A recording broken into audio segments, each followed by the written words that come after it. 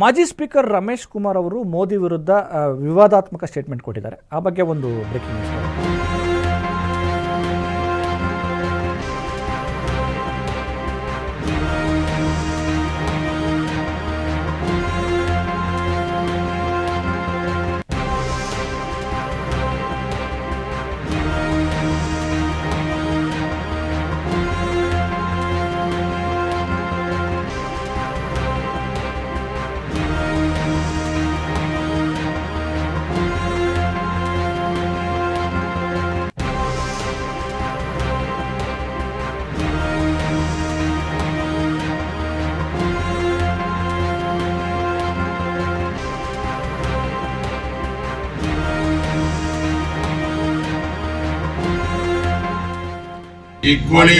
ರಮೇಶ್ ಕುಮಾರ್ ವಿವಾದಾತ್ಮಕವಾದ ಸ್ಟೇಟ್ಮೆಂಟ್ ಅನ್ನು ಕೊಟ್ಟಿರುವಂತದ್ದು. ಪ್ರಧಾನಿ ಮೋದಿ ಅವರು ದೇಶಕ್ಕೆ ಹಿಡಿದ ಒಂದು ಶನಿ ಅಂತೇಳಿ ತಮ್ಮ ವಾಕ್ ಪ್ರಹಾರ ನಡೆಸಿದ್ದಾರೆ.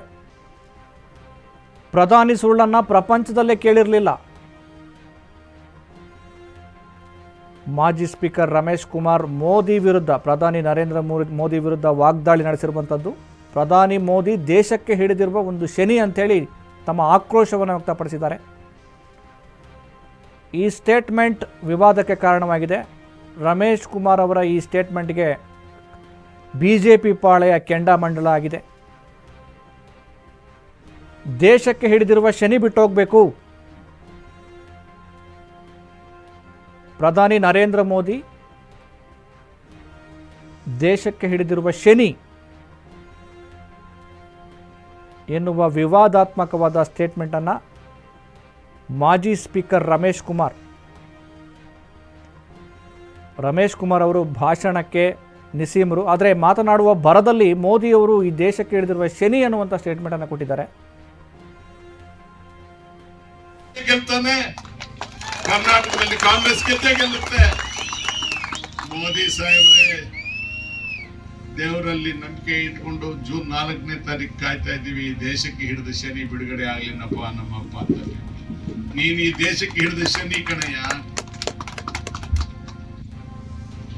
ಇಂದಿರಾ ಗಾಂಧಿಗ ಕೂತಿದ್ದ ಸೀಟಲ್ಲಿ ಬಂದು ಕೂತ್ ಬಿಟ್ಟಲ್ಲಪ್ಪ ನೀನು.